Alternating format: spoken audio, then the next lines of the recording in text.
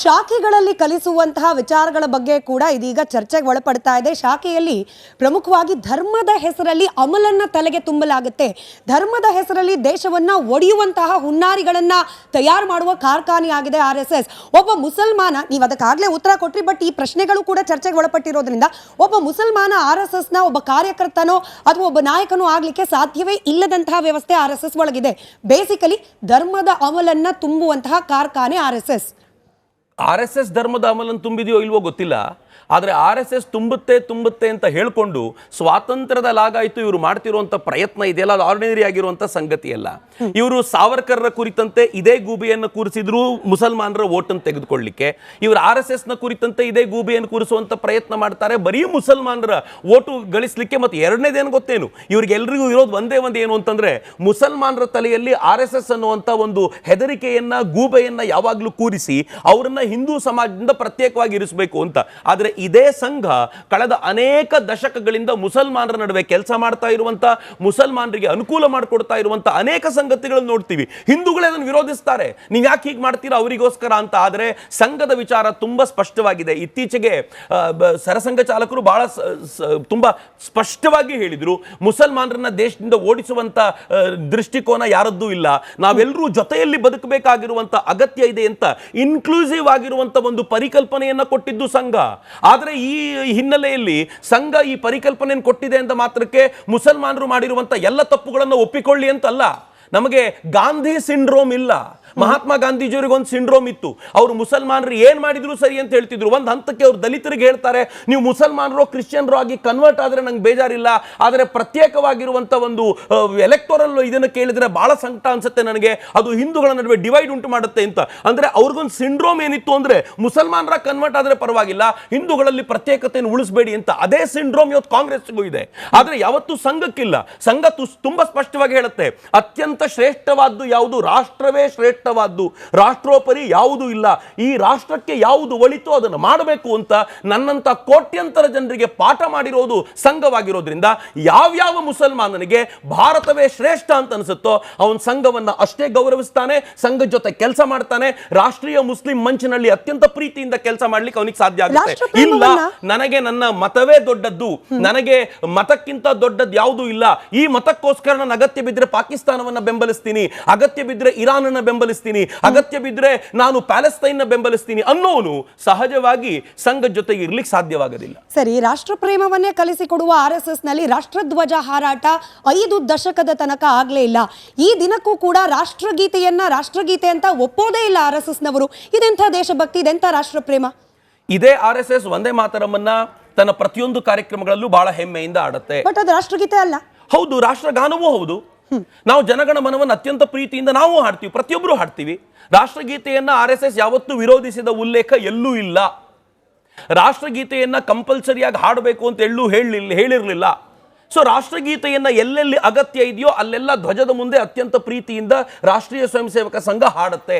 ರಾಷ್ಟ್ರೀಯ ಸ್ವಯಂ ಸೇವಕ ಸಂಘ ಧ್ವಜವನ್ನ ಹಾರಾಡಿಸೋದಿಲ್ಲ ಎಲ್ಲೂ ಅಂತ ಕೂಡ ಹೇಳುವಂತ ಆಲೋಚನೆ ಇದೆ. ಬಹಳ ಜನರಿಗೆ ಗೊತ್ತಿಲ್ಲ, ಅನೇಕ ದಶಕಗಳವರೆಗೆ ಸ್ವಯಂ ಸೇವಾ ಸಂಸ್ಥೆಗಳಲ್ಲಿ ಅಥವಾ ಪ್ರೈವೇಟ್ ಆಗಿ ಧ್ವಜವನ್ನ ಹಾರಿಸಬಹುದಾ ಅನ್ನೋ ಪ್ರಶ್ನೆಗೆ ಉತ್ತರವೇ ಇರಲಿಲ್ಲ. ಆನಂತರ ಯಾವಾಗ ಅದಕ್ಕೆ ಉತ್ತರ ಸಿಕ್ತೋ ಆನಂತರದಿಂದ ರಾಷ್ಟ್ರಧ್ವಜವನ್ನ ಪ್ರತಿಯೊಂದು ನಮ್ಮ ಕಾರ್ಯಾಲಯಗಳ ಮೇಲೂ ಹಾರಿಸುವಂತ ಪ್ರಕ್ರಿಯೆ ನಡೆಯುತ್ತೆ. ರಾಷ್ಟ್ರೀಯ ಸ್ವಯಂ ಸೇವಕ ಸಂಘ ತನಗಾಗಿ, ತನ್ನ ಗುರುವಾಗಿ ಒಂದು ಧ್ವಜವನ್ನ ಆರಿಸಿಕೊಂಡಿದೆ, ಅದನ್ನು ಗುರುವಾಗಿ ಸ್ವೀಕಾರ ಮಾಡುತ್ತೆ. ಯಾರೋ ಗುರುವಾಗಿ ಒಂದು ಮೂರ್ತಿಯನ್ನ ಆರಿಸಿಕೊಳ್ತಾರೆ, ಆ ಗುರುವಿನ ಮುಂದೆ ಹಣೆ ಬಾಗ್ತಾರೆ. ಯಾರೋ ಒಂದು ಸಂಕೇತವನ್ನು ಗುರುವಾಗಿ ಸ್ವೀಕರಿಸ್ತಾರೆ, ಅದರ ಮುಂದೆ ತಲೆ ಬಾಗ್ತಾರೆ. ಯಾರೋ ಒಬ್ಬರು ಒಂದು ಪುಸ್ತಕವನ್ನು ಗುರುವಾಗಿ ಸ್ವೀಕಾರ ಮಾಡ್ತಾರೆ, ಅದರ ಮುಂದೆ ತಲೆ ಬಾಗ್ತಾರೆ. ರಾಷ್ಟ್ರೀಯ ಸ್ವಯಂ ಸೇವಕ ಸಂಘ ಕೇಸರಿ ಧ್ವಜವನ್ನ ತನ್ನ ಗುರುವಾಗಿ ಸ್ವೀಕರಿಸಿ ಅದಕ್ಕೆ ತಲೆಬಾಗುತ್ತೆ ಅಂತ ನಿಶ್ಚಯ ಮಾಡಿದ್ರೆ ಹೊಟ್ಟೆ ಉರ್ಕೊಂಡ್ರೆ ಏನ್ ಮಾಡಬೇಕು ಅದಕ್ಕೆ. ಬಟ್ ಅದು ಭಾರತ, ಹಾಗೆ ಭಾರತದ ಪರಿಕಲ್ಪನೆಗೆ ವಿರುದ್ಧವಾಗಿರೋದು. ಈಗ ತಿರಂಗಾ ಧ್ವಜವನ್ನ ಇಡೀ ರಾಷ್ಟ್ರ ತನ್ನ ರಾಷ್ಟ್ರಧ್ವಜ ಅಂತ ಒಪ್ಪುವಾಗ ಭಾಗವಧ್ವಜವೇ ನಮ್ಮ ಧ್ವಜ ಅಂತ ಹೇಳಿ RSS ಹೇಳೋದು. ಜನಮನಗಣ ಅಲ್ಲಲ್ಲ, ಅದನ್ನ ರಾಷ್ಟ್ರಗೀತೆ ಅಂತ ಒಪ್ಪದಾಗ ಇಲ್ಲ ನಾವು ಅದಕ್ಕೆ ವಿರುದ್ಧವಾಗಿ ಮತ್ತೊಂದೇನೋ ಹಾಡ್ತೀವಿ ಅನ್ನೋದು ಇಂಥ ಮನಸ್ಥಿತಿ RSS ಇದೆ. ಡೆಫಿನೆಟ್ಲಿ ಇಲ್ಲ. ಡೆಫಿನೆಟ್ಲಿ ಇಲ್ಲ. ಇದು ತಪ್ಪು ಕಲ್ಪನೆ ಅಥವಾ ಸುಳ್ಳು ಮಾಹಿತಿ. RSS ಯಾವತ್ತೂ ತಿರಂಗಾನ್ ಒಪ್ಪೋದಿಲ್ಲ ಅಂತ ಹೇಳಲಿಲ್ಲ. RSS ನ ಸರಸಂಘ ಚಾಲಕರುಗಳು ನಿಶ್ಚಯ ಮಾಡಿದ್ರು ವ್ಯಕ್ತಿಯಾಗಿರುವಂತ ಸಂಘಟನೆ ನಿರ್ಮಾಣ ಆಗಬಾರದು ಅಂತ. ಇದು ಭಾರತದ ಪರಂಪರೆಯ ಮೂಲ ಸತ್ವ. ಭಾರತದ ಪರಂಪರೆ ಹೇಳುತ್ತೆ ವ್ಯಕ್ತಿ ಆಧಾರಿತವಾಗಿರುವಂತದ್ದು ಯಾವುದು ಶಾಶ್ವತವಾಗಿ ಉಳಿಯೋದಿಲ್ಲ, ಯಾವುದು ವ್ಯಕ್ತಿಯನ್ನ ಮೀರಿ ನಿಲ್ಲುತ್ತೋ ಅದು ಉಳಿಯುತ್ತೆ. ಹಾಗಿದ್ರೆ ವ್ಯಕ್ತಿ ಇರುವಂತ ಜಾಗದಲ್ಲಿ ಏನ್ ಮಾಡಬೇಕು? ಇದು RSS ಮೊದಲಿಗೆ ಹೇಳಿದ್ದಲ್ಲ. ಸಿಖ್ಖರ ಗುರುಗಳಾಗಿರುವಂತ ಗುರು ಗೋವಿಂದ್ ಸಿಂಗರು ಹೇಳಿದ್ರು. ಗುರು ಗೋವಿಂದ ಸಿಂಗರು ಅಂದ್ರೆ ನನ್ನ ನಂತರ ಮತ್ತೆ ಯಾವ ಗುರುಗಳು ಅಂತ ಹುಡುಕಾಡ್ತಾ ಇರುವಂತಿಲ್ಲ. ಯಾವ ಗುರು ಗ್ರಂಥ ಸಾಹಿಬ್ ಅನ್ನುವಂತ ಗ್ರಂಥ ಇದೆಯೋ ಆ ಗ್ರಂಥವೇ ಇನ್ನು ಮುಂದೆ ಗುರುವಾಗಿರುತ್ತೆ. ನಾವೆಲ್ಲರೂ ಅದರ ಮುಂದೆ ನಮಿಸಬೇಕು ಅಂತ. ಹೀಗಾಗಿ 10ನೇ ಗುರುವಿನ ನಂತರ ಸಿಖ್ಖರಿಗೆ ಮತ್ತೆ ಗುರುವಿಲ್ಲ. ಅದೇ ರೀತಿ ಸಂಘ ಅವತ್ತೇ ನಿಶ್ಚಯ ಮಾಡ್ತು ಇದು ವ್ಯಕ್ತಿನಿಷ್ಠ ಸಂಘಟನೆ ಆಗಬಾರದು, ಇದು ರಾಷ್ಟ್ರನಿಷ್ಠ ಸಂಘಟನೆ ಆಗಬೇಕು. ಈ ರಾಷ್ಟ್ರಕ್ಕೆ ಪೂರಕವಾಗಿ ನಾವು ಕೇಸರಿ ಧ್ವಜವನ್ನ ಆಲೋಚನೆ ಮಾಡ್ತೀವಿ. ಯಾವಾಗ ಶುರುವಾಗಿದ್ದು ಸಂಘ? 1947ರ ನಂತರ ಅಲ್ಲ. ನಿಮಗೆ ರಾಷ್ಟ್ರಧ್ವಜ ಭಾರತಕ್ಕೆ ಬಂದಿದ್ದು 1947ರ ನಂತರ. ಆದರೆ RSSಗೆ ಗುರುವಾಗಿ ಸ್ವೀಕಾರ ಮಾಡಿದ ಈ ಧ್ವಜ 1925ರಿಂದಲೇ ಇದೆ. 25ರಿಂದ ಇರುವಂತ ಧ್ವಜವನ್ನ ಅವ್ರು ಗುರುವಂತ ಸ್ವೀಕಾರ ಮಾಡ್ತಿದ್ದಾರೆ. ಹೇಗೆ ಬದಲಾಯಿಸಿ ಅಂತೀರಾ ನೀವು? ಎಟ್ ದ ಸೇಮ್ ಟೈಮ್ ಎರಡನೇ ಪ್ರಶ್ನೆ ಇರೋದು, ಹಾಗಂತ ಅವರು ರಾಷ್ಟ್ರಧ್ವಜದ ತಿರಂಗಾನ ವಿರೋಧ ಮಾಡ್ತಾರ? ಎಲ್ಲಾದ್ರೂ ಒಂದು ಕಡೆ RSSನವರು ರಾಷ್ಟ್ರಧ್ವಜವನ್ನ ವಿರೋಧ ಮಾಡಿರುವಂತ ಒಂದು ಉದಾಹರಣೆ ಇದೆಯಾ? ಎಲ್ಲೂ ಇಲ್ಲ.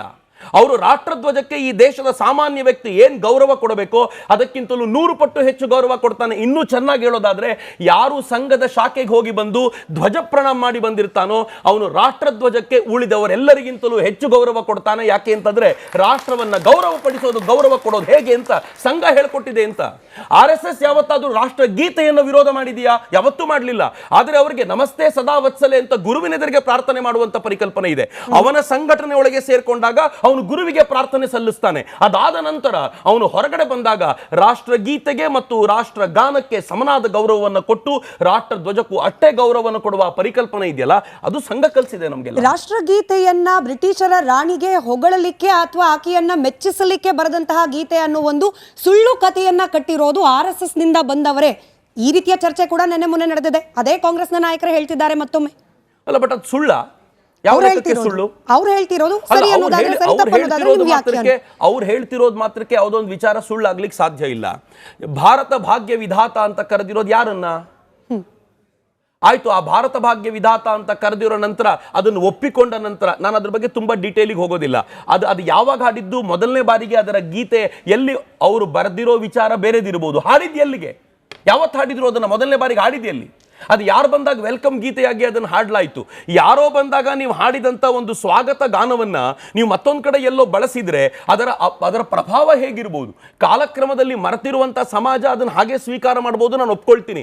ಆದರೆ ಯಾವ ಸಮಾಜ ಅದನ್ನು ಹಾಡಿ ಅದನ್ನು ಈ ಪಂಚಮ ಜಾರ್ಜನ ಸ್ವಾಗತಕ್ಕೆ ಅಂತ ಹಾಡಿದಂಥ ಗೀತೆಯನ್ನ ಅವತ್ತಿನ ದಿನಗಳಲ್ಲಿ ಅದನ್ನು ರಾಷ್ಟ್ರಗೀತೆ ಅಂತ ಸ್ವೀಕಾರ ಮಾಡಬೇಕಾದ್ರೆ ಎಷ್ಟು ಕಷ್ಟ ಆಗಿದ್ದಿರ್ಬೋದು. ವಿಷ್ಣು ದಿಗಂಬರ್ ಪುಲಸ್ಕರ್ರು ಅವರು ಆಲ್ ಇಂಡಿಯಾ ರೇಡಿಯೋದಲ್ಲಿ ವಂದೇ ಮಾತರಮನ್ನ ಹಾಡಲಿಕ್ಕೆ ಅಂತ ನಿಂತಾಗ ವಿಷ್ಣು ದಿಗಂಬರ್ ಪುಲಸ್ಕರ್ಗೆ ವಂದೇ ಮಾತರಂ ಹಾಡಬಾರದು ಅಂತ ಹೇಳಿದ್ಯಾಕೆ? ಇದೇ ವಿಷ್ಣು ದಿಗಂಬರ್ ಪುಲಸ್ಕರ್ರು ಯಾಕೆ ವಂದೇ ಮಾತರಂ ರಾಷ್ಟ್ರಗೀತೆ ಆಗಬಾರದು ಅಂತ ಕೇಳಿದಾಗ ಜವಾಹರ್ಲಾಲ್ ನೆಹರು ಏನು ಉತ್ತರ ಕೊಟ್ಟರು? ಜವಾಹರ್ಲಾಲ್ ನೆಹರು ಹೇಳಿದ್ರು ಇಂಗ್ಲಿಷ್ ಬ್ಯಾಂಡಿಗೆ ಸೆಟ್ ಆಗೋದಿಲ್ಲ ಇದು ಅಂತ. ಇಂಗ್ಲಿಷ್ ಬ್ಯಾಂಡಿಗೆ ಸೆಟ್ ಆಗೋದಿಲ್ಲ ಅನ್ನೋ ಕಾರಣಕ್ಕೋಸ್ಕರ ವಂದೇ ಮಾತರಂ ಬೇಡ ಅನ್ನೋದಾದ್ರೆ ನಾನು ವಂದೇ ಮಾತರಮನ್ನ ಇಂಗ್ಲಿಷ್ ಬ್ಯಾಂಡಿಗೆ ಸೆಟ್ ಮಾಡ್ಕೊಟ್ಟು ತೋರಿಸ್ತೀನಿ ಅಂತ ಇಂಗ್ಲಿಷ್ ಬ್ಯಾಂಡಿಗೂ ಹಾರಿಸಿದ್ರಲ್ಲ ಅದನ್ನ. ಆದ್ರೂ ವಂದೇ ಮಾತರಂ ಬೇಡ ಅಂತ ಹೇಳಿದ್ಯಾಕೆ? ಇಷ್ಟಾದ್ರೂ ನಿಲ್ದೆ ವಂದೇ ಮಾತರಂ ಬೇಡ ಅನ್ಲಿಕ್ಕೆ ಒಂದೇ ಒಂದು ಕಾರಣ ಇತ್ತು. ಏನು ಅಂತಂದ್ರೆ ಪ್ರಾಬಬಲಿ 1930ರಲ್ಲಿ ನಡೆದಂತ ಕಾಂಗ್ರೆಸ್ ಅಧಿವೇಶನದಲ್ಲಿ ಅವತ್ತಿನ ಮುಸ್ಲಿಂ ಅಧ್ಯಕ್ಷ ಆತ ಎದ್ನಿಂತ ಹೇಳಿದ ವಂದೇ ಮಾತರಂ ಹಾಡಬಾರ್ದು, ವಂದೇ ಮಾತರಂ ನನ್ನ ಧರ್ಮಕ್ಕೆ ವಿರೋಧ ಅಂತ. ವಂದೇ ಮಾತರಂ ರಾಷ್ಟ್ರದ ವಿಚಾರ ಒಂದು ಧರ್ಮಕ್ಕೆ ವಿರೋಧ ಆಗ್ಲಿಕ್ಕೆ ಸಾಧ್ಯವಾ? ಯಾವ ವಂದೇ ಮಾತರಂ ಈ ದೇಶದ ಲಕ್ಷಾಂತರ ಕೋಟ್ಯಂತರ ಕ್ರಾಂತಿಕಾರಿಗಳಿಗೆ ಪ್ರೇರಣೆ ಕೊಡಬಹುದಾಗಿತ್ತೋ ಆ ವಂದೇ ಮಾತರಂ ಹಾಡಬಾರ್ದು ಅಂತ ಆತ ಹೇಳ್ತಾನೆ ಅಂತಂದ್ರೆ ಆ ಕಾರಣಕ್ಕೋಸ್ಕರ ವಂದೇ ಮಾತರಂ ನೀವು ಬೇಡ ಅಂತ ಹೇಳ್ತೀರಾ ಅಂತಂದ್ರೆ don't you think it was wrong?